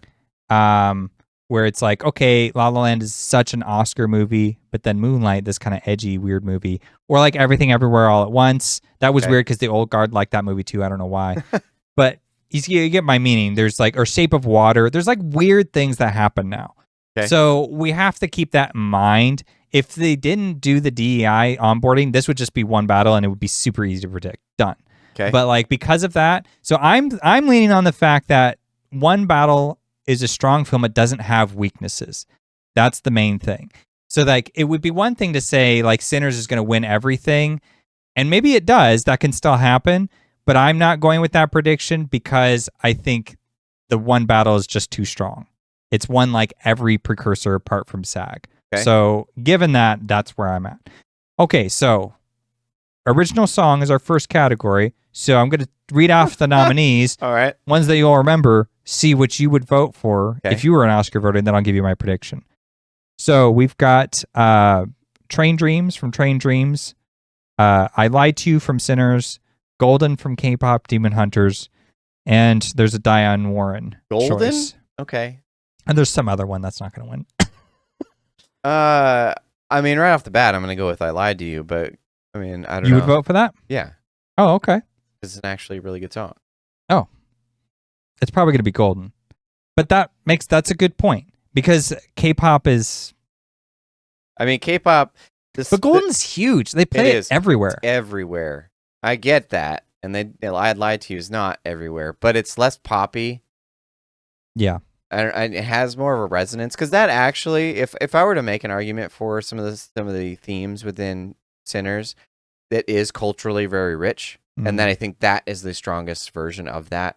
Oh, is interesting. That blues song, I think, really it resonates with that blues culture, that like old school that came out of that time. Yeah. So to me, that would be one that stood out. Golden, I think it's just like overplayed at this point. If I were a voter, I'd be like, oh, song they play at every gas station. Oh, no thanks. Okay, fair enough. So maybe Sinners will win that one. I hope so. That's what I would do. That's what I would personally vote for as well. But either way, poor Diane Warren, 17, I think, nominations she has, never won. So sorry, this won't be your year Sorry, again. Diane. But I think that will go to K-pop Demon Hunters. Okay. Okay, best original score. So the nominees here are Hamnet, Frankenstein, One Battle After Another, Sinners, and Bugonia. That's going to be Frankenstein. Think Frankenstein? I'm going to go with Sinners. Sinners will win this. It shouldn't. It should be Marty Supreme, but we can't have nice things. This category pisses me off, I swear. Riling yourself up. But yeah, okay. it's annoying. Even though Sinners is a great score, don't get me wrong. It's an Oscar-worthy score for sure. Sure. But it's just like the composer for it, Ludwig, whatever, he's won twice already. So this is his third win in the span of like 10 years. I'm like, dude, all right, come on. Like, let's get something new. I mean, if he's worth it, then he's worth it. Yeah, I suppose. Okay, best sound. The nominees are Sinners, One Battle, Surratt, some foreign film. Don't worry about it. F1. I don't remember the other one. Frankenstein, probably. Best sound? Mhm. Oh, so obviously F1. Yeah. So, interesting stat about F1. F1 is going to win this. That's my prediction. You have to go all the way back to 2003 to find a Best Picture winner that also won sound. Wow. With Return of the King. What a weird category. Okay. Yeah, Fun but fact. it never goes to the Best Picture winner, which I find really odd. Huh. Okay. I will say, Unless though... Dune won last year, then it would have, but... Right, because it did win sound. Of course it did. But it, the year before that, in 2002, Chicago won Best Sound, and that won Best Picture. So it was they were connected, and then they dispersed. F1's not going to win Best Picture, so... No. It'll Right. win Best Sound, though, for sure. That's the thinking. Now, I will say, though, Sinners might not win Best Picture either. And sometimes this category does go to a very popular, like, movie that does really well, like Dune. Mhm. Like Dune Part 1 got 6 wins. It was the most of the ceremony, so it got sound. It was a Best Picture contender. It was pretty up there. Anyways. F1's not going to win. Yeah. Go ahead. Okay, Best Visual Effects. I'm just going to give you the 3 that matter. Sinners, F1, and Avatar. That's not a fair comparison. Okay. Does that mean you'd vote for Avatar? Of course it's going to be Avatar. No, but what would you vote for? Probably Avatar. It did have pretty crazy special effects. There you have it, folks. Yeah, it did. Okay. Best makeup and hairstyling. Frankenstein, Smashing Machine, Sinners, a couple others that aren't going to win. I'm just narrowing the playing field for you. This is makeup, you said? Yeah, makeup and hair. I don't know, because that one's tough to figure out. Like, probably Frankenstein, just off the top of my head, but I also don't know the accomplishments of some of those other films. Like, sometimes it's hard to tell how much makeup is involved, so I'll That's just go true. with Frankenstein. It's my gut feeling. That one probably will win. That's the guess. Yeah. It should be Smashing Machine, but whatever. Well, that's what I'm saying. I don't know how much makeup is used there. Like, I'm assuming a ton because it didn't get any other nomination, and that's how they made him That's look the way that he did. that's crazy. Okay. Because he doesn't. He looks not rock. Yeah. But yes, that'll probably be Frankenstein. It's going to be that kind of the tech winner, which whatever. Costume design: Frankenstein, Sinners, Marty Supreme, Frankenstein. That one. Hamnet, or Avatar. Be Frankenstein. Yeah, Frankenstein. That'll probably win. Is that what you vote for? That's Remember, that's what I'm asking you. yeah. I know I'm not doing my prediction, huh? Yeah, I think that would be fair. Of the things in that film, I think that one would be one I'd vote for. Yeah, I like the costuming. Hamnet's also pretty good with his costuming, I'll say. It is. It's too simple, though. There's not enough going on. Sure. I do like the 20s look of Sinners, personally. Yeah, that's fair. I'd be kind of compelled to go with that if That'd I be a was a toss-up. voter. That's fair. But yeah, I do like anything Mia Goth wears in Frankenstein is like, all right, yeah. I Some of gotta those give you an dresses and Oscar. stuff were really cool. Yeah. Yeah. Yep. So I don't dislike that one very much. All right, production design: Sinners, One Battle, Hamnet, Marty Supreme, Frankenstein. Probably also Frankenstein. Okay, that's what you vote for. Yeah. This reason I'm having you do this is we're trying to get a sample of like what's an average person who happens to be an Oscar voter. What are they voting for? Sure. And so it kind of makes sense because this is what people think is that Frankenstein will get these three: makeup and hair, costume, and production design. And for what it's worth, as you're describing, it does actually make a lot of sense. Well, they would be a good contender for that. Yeah. Because I don't like Frankenstein the movie, but I know that they used a lot of practical effects. I know that there was quite a bit that went into the actual like production design, the costuming, and all that kind of stuff, and it looks really good. Yeah. So for what it's worth, like those probably are deserved. Yeah. The movie itself sucks, but totally missed the point of Frankenstein.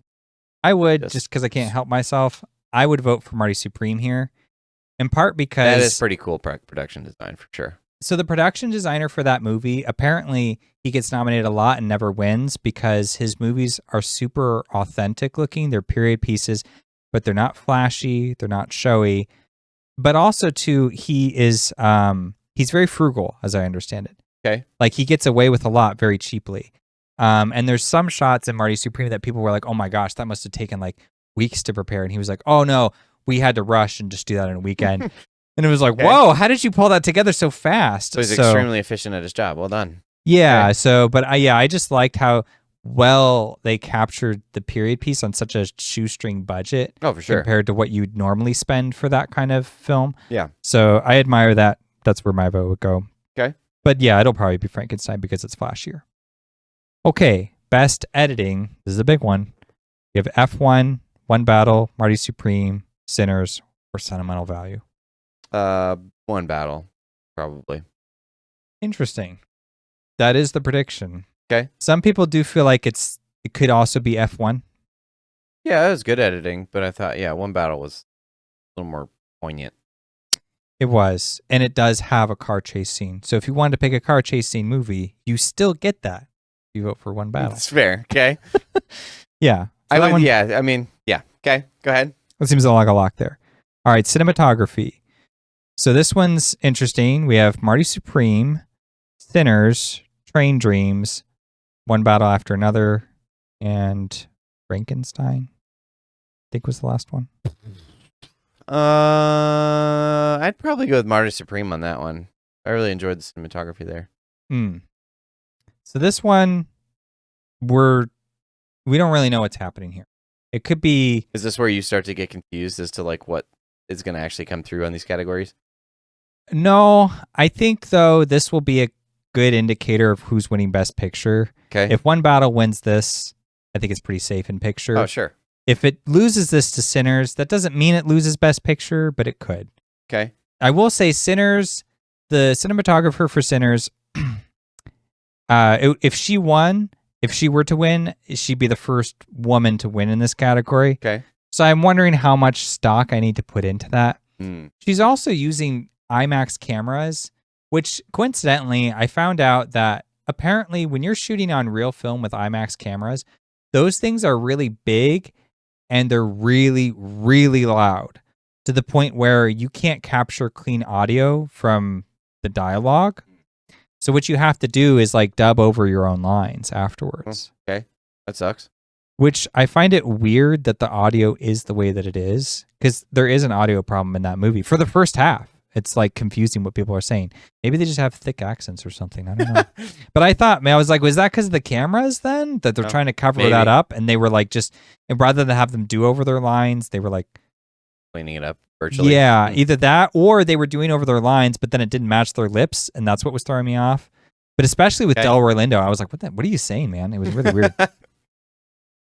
Okay, animated feature. We're not going to talk about this one. This is going to be K-pop Demon Hunters. I guess you could say Zootopia 2, but it's a sequel curse. Oh, true. If you're a sequel... I also don't care. So there's that. You probably wouldn't vote in this category. No. Yeah. It's like if you're an animated film and you're a sequel, no Oscar for you. Unless you're Toy Story. Because like Toy Story sequels always win. Yeah, but don't anything get me wrong. else, no. There are some animated films that I think are deserving of some of these. I think they're just as meritorious on some level. But I mean, most of them are geared towards kids. And so they kind of like locks them into into a category, and so to me, it's almost like not fair. Because some of these others are not Yeah. as they don't have the same boundaries as these would. But Yeah, because we don't really make adult animation that much here in the West. there are, but those two movies are not. So even if we do, those two are not. Those are kids' films. Well, even the others like Arco, Elio, Little Amelie, all the other nominees are not. I mean, when was the last time you saw an adult animated movie? Like a movie, not a cartoon. Because like I get like Family Guy or whatever, but like. Well, no, I was gonna say I was watching Primal the other day, and that's but it's a show. It's not a movie. So, but yeah, like shows, I said, yes, movies, not so much. I haven't seen an animated movie, but like I'd say stuff like Iron Giant or Ratatouille. A lot of stuff by Brad Bird would be worth it. Like he did That's Incredibles. Universal, though. Like that has universal appeal. It does, which is different than. But I still adults. maintain my point. I don't care. Whatever. All right, international feature. This is coming down between Sentimental Value and Secret Agent, and it's going to go to Sentimental Value. Yeah, you can make the argument that Brazil is really passionate. They get really stoked. Last year they won with I'm Still Here, and that was up against Emilia Perez. But remember, Emilia Perez got a lot of bad press. A lot. Including by us. Yeah. It was so bad, the backlash, from both sides of the political aisle. Everyone hated that movie, and we were all dumbstruck. It was the most awarded, most hated film. So I think that was so severe that they pivoted when it came to that category specifically. Some of them would have preferred an alternative, and I'm Still Here was that alternative because it was up for Best Picture and because Brazil was celebrating it so much because they were so happy to be nominated. But that will not happen here with The Secret Agent. I mean, you could make that argument, fine, but Sentimental Value has like 8 or 9 nominations, including 3 acting nominations. Okay. It's not losing this category. That's ridiculous. The so acting it's resonated branch with more people than the other one has. Yeah, the acting branch is the largest branch of the Academy. There's tons of people in it, and they put in 3 people. Like, they loved this movie. It's up for like freaking screenplay and stuff. Like, this movie sucks, but like it doesn't matter. They really liked it. So that's what they're going to go with. All right, best casting. This is our newest category. Okay. So our nominees are The Secret Agent, which is not winning, Hamnet, Marty Supreme, One Battle After Another, or Sinners. What would you give it? Boy. It's a tough one. Who would I nominate for casting? Well, who would you pick to win?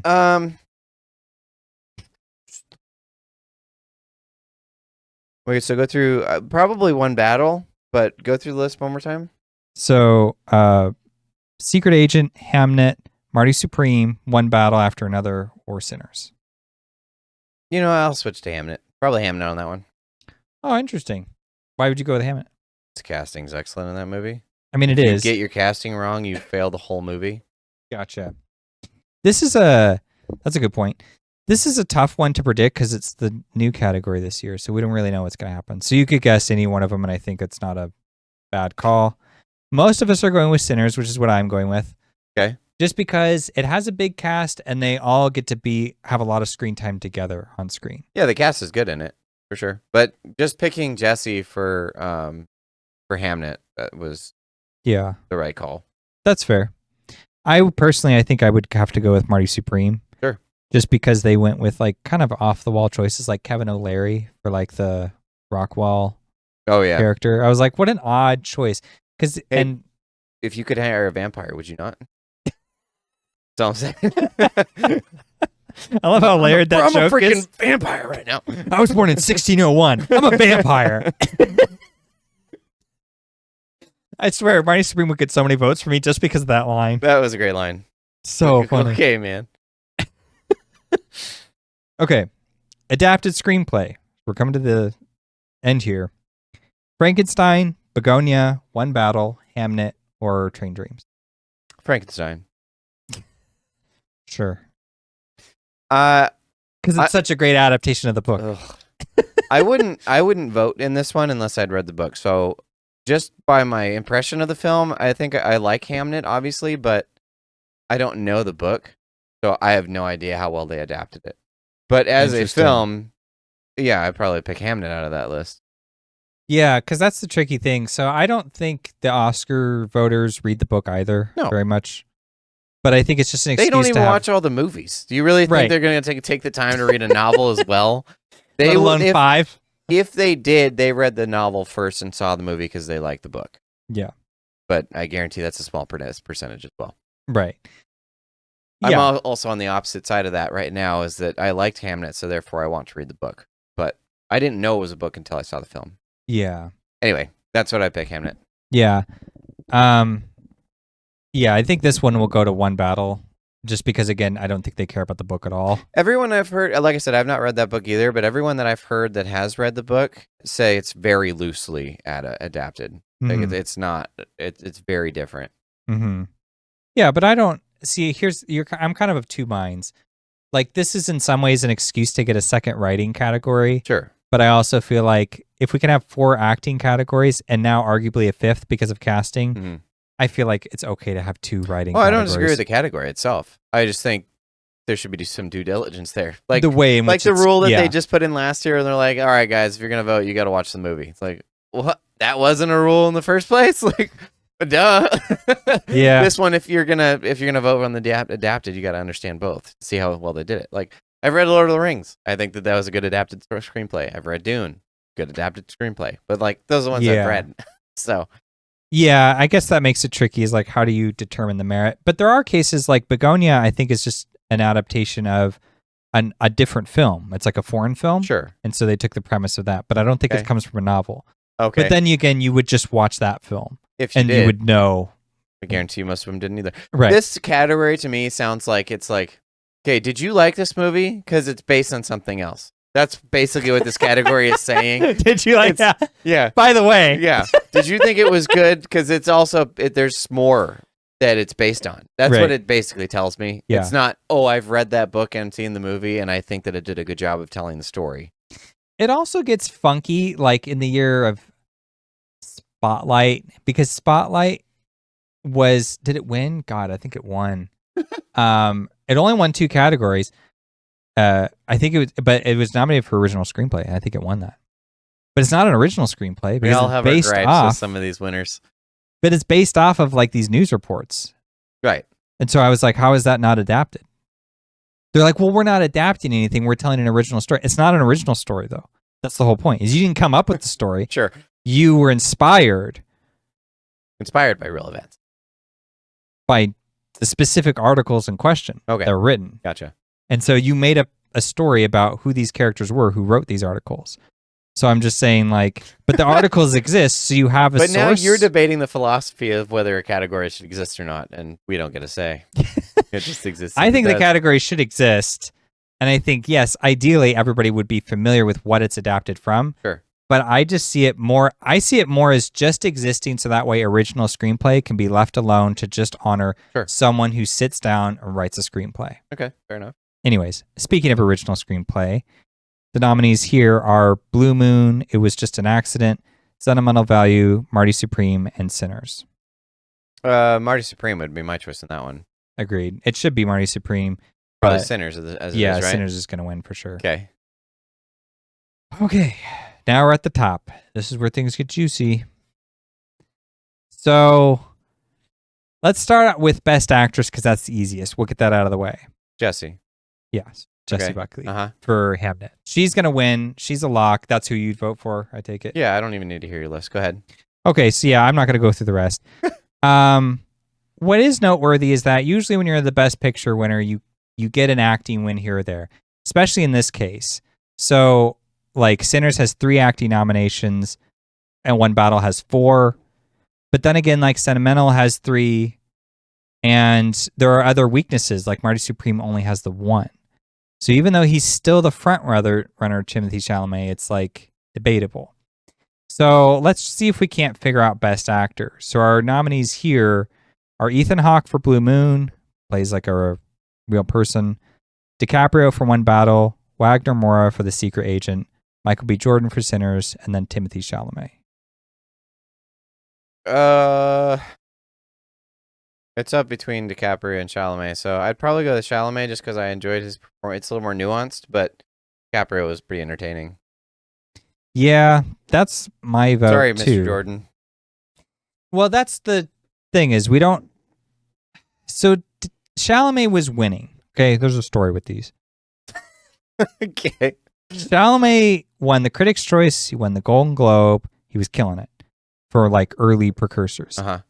Then BAFTA came around, and then he lost. But he lost to someone in the movie called I Swear, which isn't eligible for this season. It's eligible for next year, I think.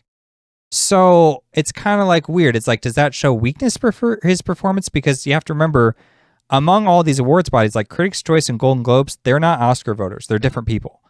Whereas like at BAFTA and like the Guild Awards, those are Oscar voters. Many of them, not all of them. So he loses BAFTA, and then SAG, the Screen Actors Guild Awards, they went with Michael B. Jordan. Okay. So now it's kind of like people are like, well, what's happening in this category?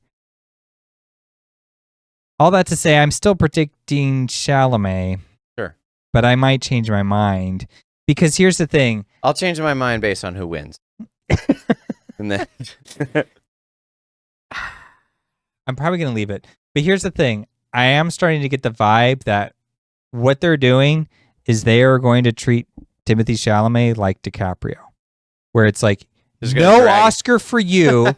We know you're a good actor. We'll give you one when we feel like it in a year with like really weak competition. Sure. Then it'll be this obligatory Oscar like they did with The Revenant. Oh, gotcha. But until that happens, you have to wait years upon years upon years upon years upon years.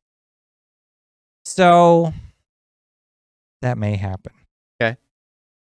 All right, we'll wait and see. Coming next Sunday. So it makes me want to switch because I feel like that's happening, but I just can't switch because it's too unclear who else to go with. Sure. Yeah. So screw it. Okay. Supporting actor, I think is slightly easier. So we have Benicio del Toro and Sean Penn from One Battle.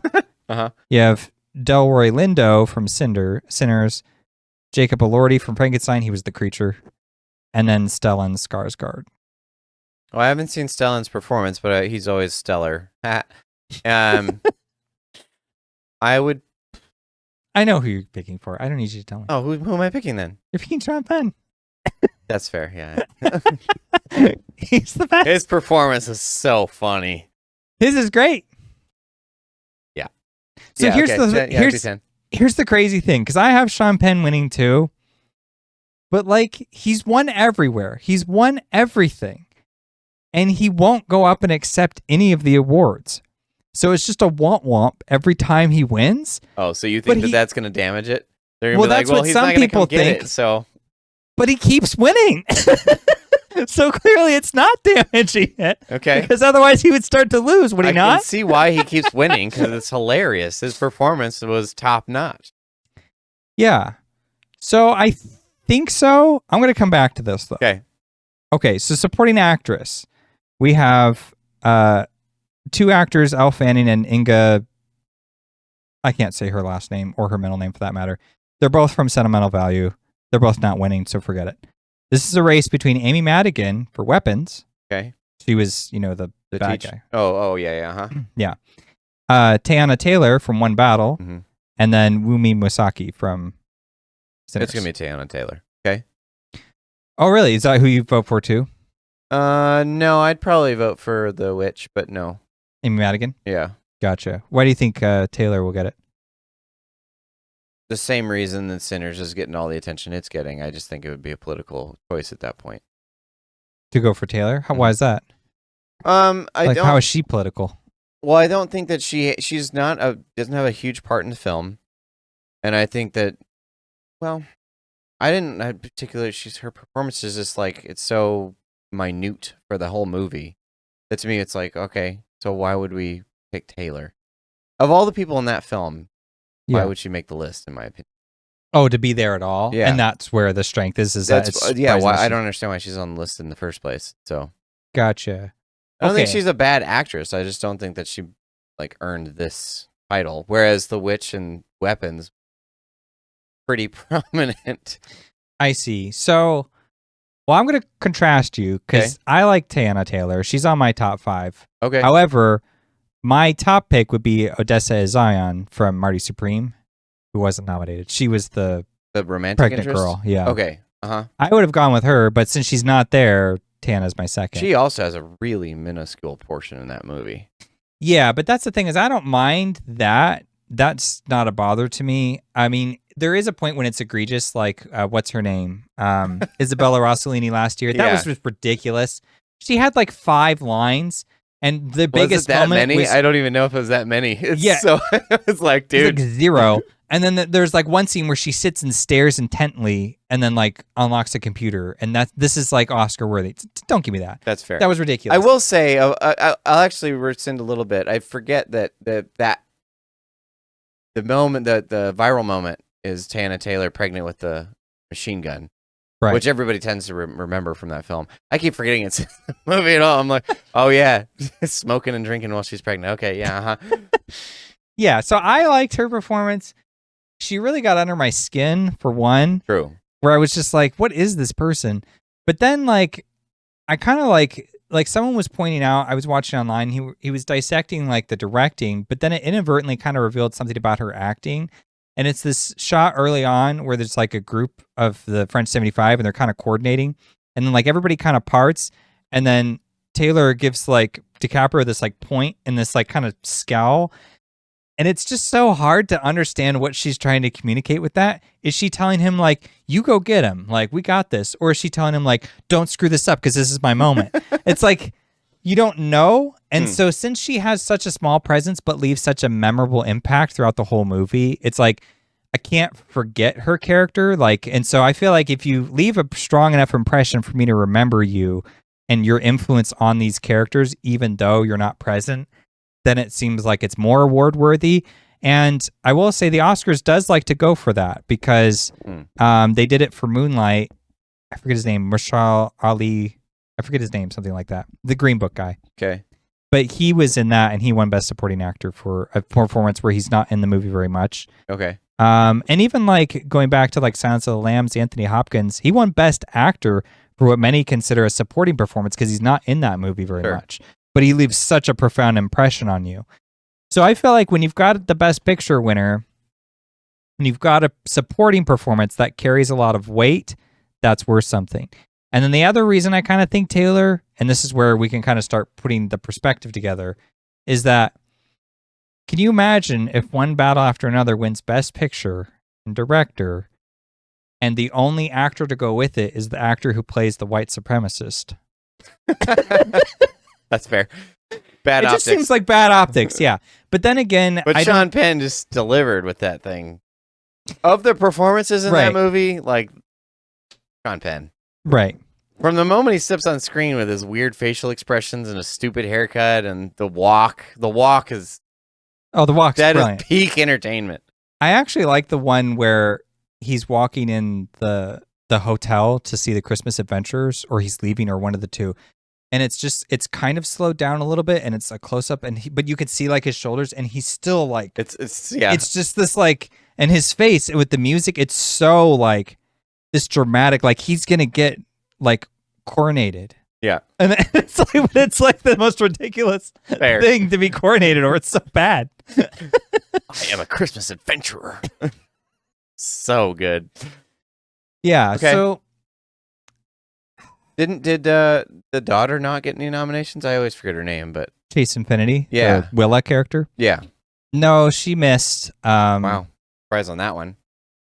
Yeah, I think she's just too new on the scene. Okay. And I think it was kind of the campaign people were trying to push her for lead actress. I think that was a mistake. She just isn't in the movie enough. No, to she's be a lead. supporting, but she deserves it. I think she did a good job. Okay. Yeah, she should be there, but yeah. All right, so now we come to the last two, director and picture, and then we can kind of circle back to actors and how this race sort of shapes up. So for Best Director, we've got... Del Toro. No, thank God. Okay. We have Joaquin Tier from Sentimental Value, Chloe Zhao from Hamnet, Josh Safdie from Marty Supreme, Ryan Coogler for Sinners, and Paul Thomas Anderson for One Battle After Another. I'd probably have to go with Anderson. I mean, I think Zhao would be a healthy contender, and I think that Marty Supreme would also be a healthy contender. But Yeah, I would go. sorry, with P Kugler, tier. I didn't like your movie that much, dude. It was perfectly fine, but it doesn't. It's like Yeah, amongst these other films. for directing, it's kind of it's like his framing is so bad. It's like cutting people off. These IMAX cameras, just like, and then you want nothing but close-ups. What are we doing? I mean, Chloe Zhao did that too, but for Hamnet. It was That like was this different. is supposed to be on one person's face the whole movie. Yeah, but she also has a lot of like really good like stationary, like almost point of view shots from the Oh, corner yeah. of the room. Hmm. So you see everybody in the room. So that means like when she cuts, it cuts to like something that you already know the placement of it in. So she's good with that. And she's good about like, we're doing handheld stuff now because it's really emotional. It's really devastating. And then now it's a stable scene. So now we stabilize the camera. So she's Sure. good about making like really conscious choices. I will say, in defense of sentimental value, Joaquin Tier does a decent job about framing. There's a lot of shots where characters are seen through windows, or you like see an image through like a doorway, basically. So it's like we're going into these people's lives, going into the house. There's a lot of good, thoughtful design that way. Marty Supreme is just like a freaking fireball. I have to watch it again to like really think about the directing because I couldn't think about anything. I was just so overstimulated. I was like, this is crazy. This is so much. But yeah, that Great was movie though. that was a great movie. It was intense. But yeah, I would go with Anderson, especially because like I said, I'm watching some of his other movies and I'm just like, yeah, You can see the improvement. he has grown so much. And so I would be like, there's a huge difference between what he used to do and now and or at least in the ones that I have seen. And so I'm like, this is award worthy. Last one. All right, best picture. So our nominees are The Secret Agent, Train Dreams, Bugonia, F1, Frankenstein, Sentimental Value, Marty Supreme, Hamnet, Sinners, and One Battle. It'll be One Battle. Think it'll do it? I liked F1 enough, but yeah, in comparison, I don't think it does as much as One Battle does. Marty Supreme would be close second. Yeah. Frankenstein shouldn't be up there. No, not at all. Boo. All right. I read this comment recently. It was a friend of mine, and I actually recently went up and talked to her. I was like, I just saw your like 3-paragraph long sentence you put on. It was on the Frankenstein video, but she was like, I had just gone and watched Nosferatu and then watched our video on it and then saw Frankenstein and then watched our video on it. And she left a comment on the Frankenstein video. She was like, that was the worst take I could possibly think of for Frankenstein. She's like, I used to teach that too. And I was like, when I watched it, I was like, how'd you miss it that bad? She's like, I just didn't like any of it. I was like, yeah, I could forgive up to a point, and then it ended, and that ending just was like, just cut any interest I might have grown over the movie. That ending alone makes it just get out of this category. You do not belong there. So I take it when we narrow it down to our 5 favorites of the year, you want Frankenstein? Out, dude. No.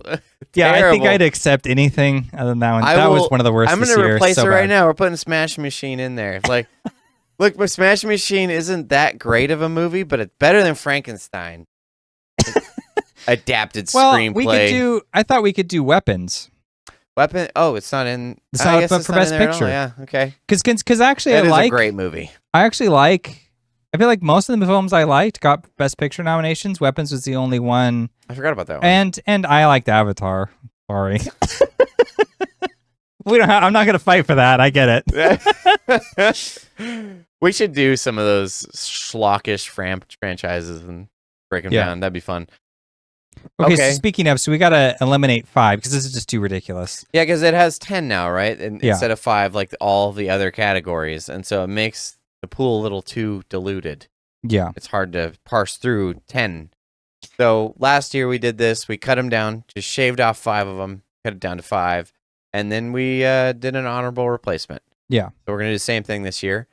You already heard my replacement, so yeah, Frankenstein gone. So I'll cut one. You're out. I'm cutting Sentimental Value. Sorry, that was just a slog. out. That was boring.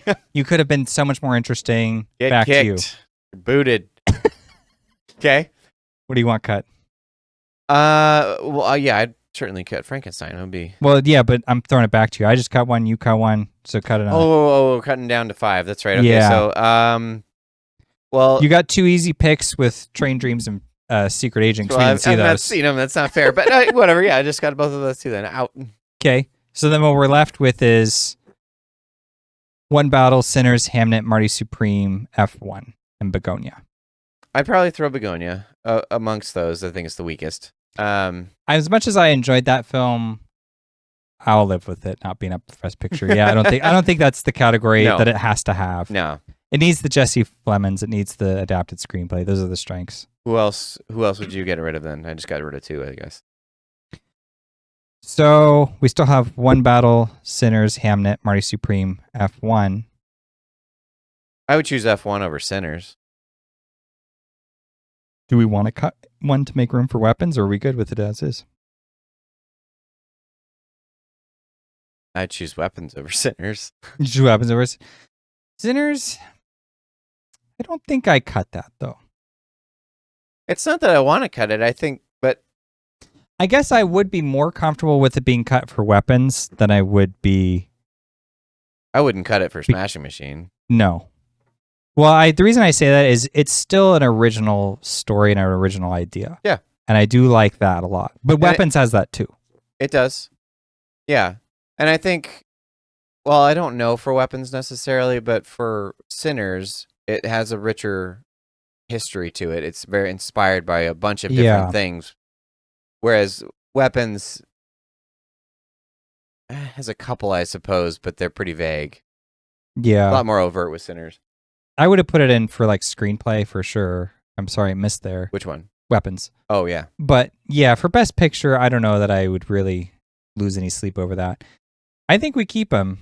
I think we keep One Battle, Marty Supreme, Hamnet for sure, because we loved all of those. And then if you just keep Sinners and F1, we're kind of good to go. If you really want a replacement, I do think it would be Weapons. And then I would cut F1, I think, at that point. But I wouldn't feel good about it because I do like F1. Sinners is certainly richer than F1. I will give it that.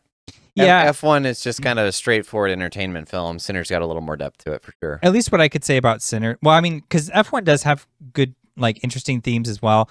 But, like, at least what I can say for Sinners is that if you go watch it, you're kind of getting, like, sent back into a time and a place. Yeah. And I do feel like they you captured said, it's that a buffet. well. Like, you got all these different things that you might like, that you might connect with, and you can just pick whatever you want and connect with it, and then you can ignore the rest if you don't want it. Yeah, I'd feel a lot better putting a movie up. Even if I didn't like it, I can still be like, I can see, and I do have the backing of like the public because it made tons of money. Everybody's talking about this movie that loved it.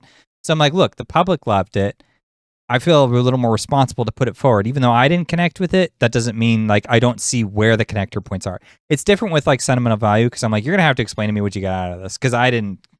It's like, this is like me doing the work of the movie for it. Right. Whereas like at least with Sinners, it's like, I don't have to do that much work. I just have to make choices about what's important. And some of my, it's not dislike, it's more of like frustration was that I had some preconceived notions that probably affected that a little bit too.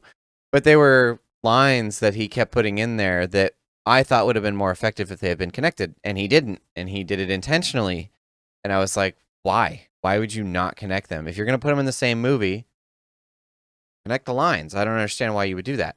Yeah. So my frustration comes from that, but I do agree that there is a richer, I don't know, art to it than something like F1.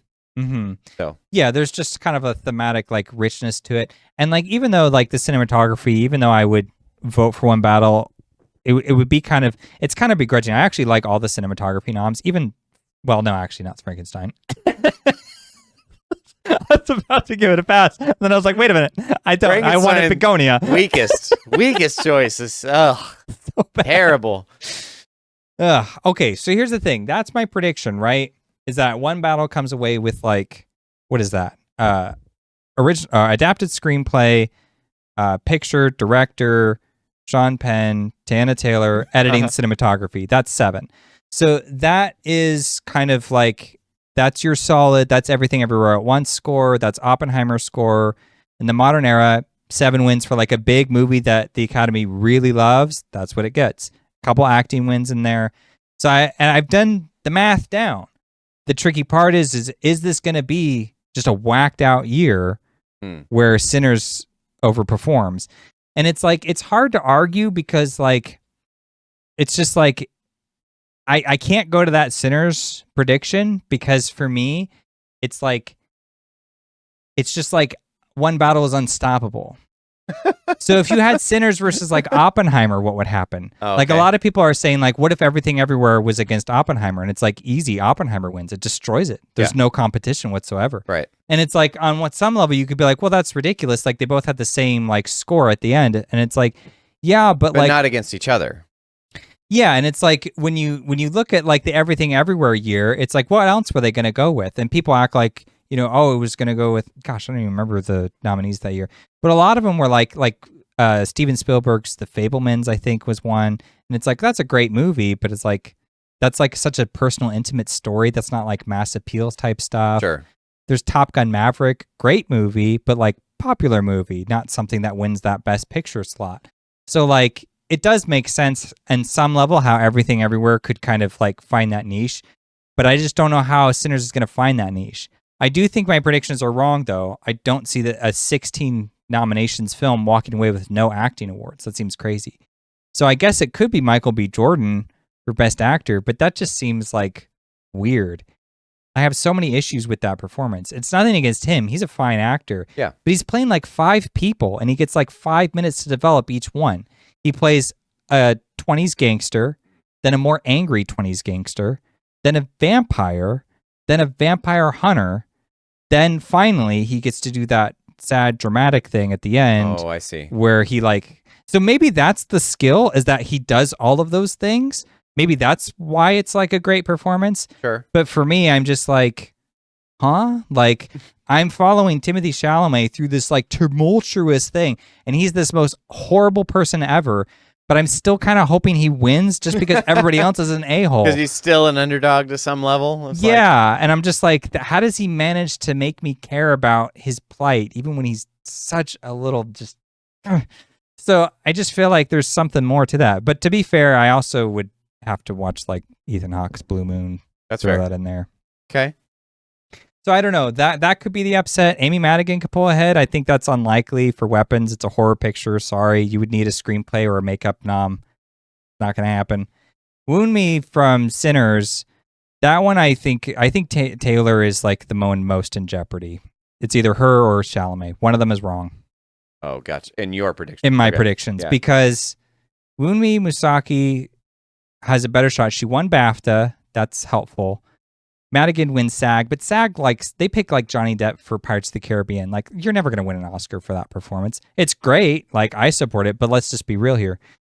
With Taylor, though, it's like she doesn't have a lot of acting experience, and Wound Me does. She has a longer history of acting, so I feel like that might be more appreciated. And Taylor's like a pop star. I don't think they like pop stars. She's a pop star? I think. Oh. She has a background in music. Oh, okay. So I don't know anything about her. I don't either, but this is kind of like this is like one performance. So Okay. she's not Mahershala Ali or Anthony Hopkins in the Sure. same way. You know what I mean? So I could be wrong about that. Okay. All right. I just had to say that so that way if I am wrong, you could be like, hey, he was wrong. But he knew he was wrong. There you go. We've covered all of our bases, I guess. All right. All that said, what's your number 1 movie of the year? Your vote for Best Picture, I guess. Or did you already say that? Did I not say I mean, that? of the stuff, yeah, one battle after another was probably the most impactful. I mean, I really loved F1 and Weapons was a lot of fun to watch, but yeah, probably one battle. I think there was just a bunch there to chew on for quite a while afterwards. It's definitely the one that's most like provocative. Sure. And I keep going back to that. Mm-hmm. Yours would be Marty. I'd have to see it again because I do think Marty Supreme does, in some ways, do what all the other films are trying to do and having like a larger comment about like Marty Supreme is talking about a lot of important themes related to like Americans, and this is an American award show, so that's important to me. But at the same time, it's also like it really does require you to extrapolate it. It doesn't really care if you get it or not. Sure. So Yeah, and I also just would not feel good voting for Paul Thomas Anderson for director and then not putting his movie in for picture. I'd be like, this is ridiculous. Because I would trust that I get another good Josh Safdie movie down the line. Again, that's kind of mean, but it's like I would still give Timothée Chalamet, the actor, the Oscar, because it's like I know he's the reason why that film won. Yeah. And I would give Marty Supreme like original screenplay and casting. So I would give it things. I'd be like, it's a noteworthy film from this year to be sure. But yeah, I think for Best Picture, One Battle is so in tune with what's happening right now, and not in the way that you think. You think it's just about like ICE agents and stuff, which is another thing people think why it's doing so well. It's like, oh, it's just because it's like an anti-ICE movie. But it's not about that.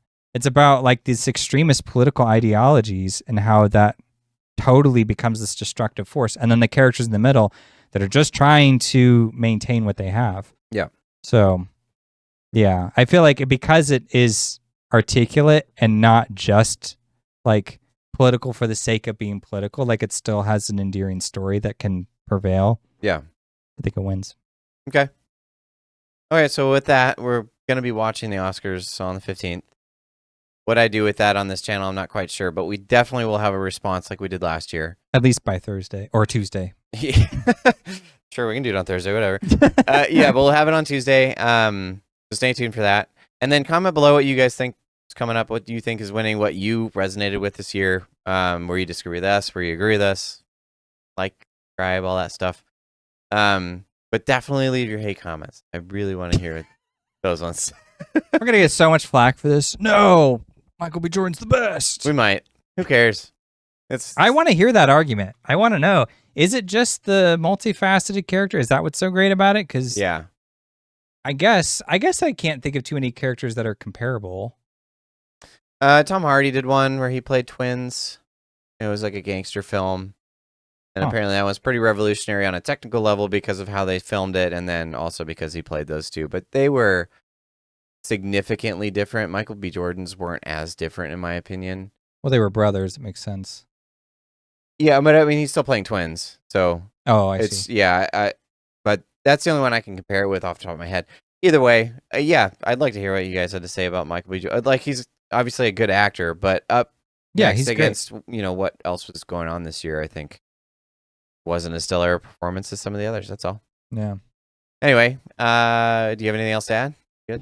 I have plenty, but let's end it because I'll just be here keeping you here all day. You got my predictions. Go ham. Yeah, and it's just a predictions, not what I personally vote for. This is separate. Yeah, well, we'll have to do our own Oscars at some point. If we ever become big enough, maybe we'll just do our own show and be like, screw the show and the hell in Hollywood. We'll do our own.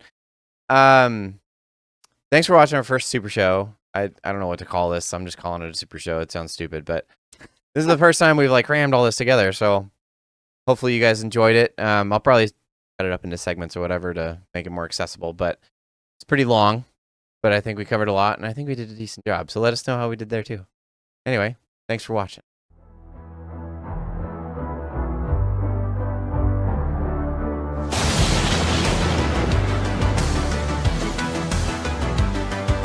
So you made it to the end of the video. If you liked it, please consider subscribing and leave us a comment. We'd love to hear what you thought.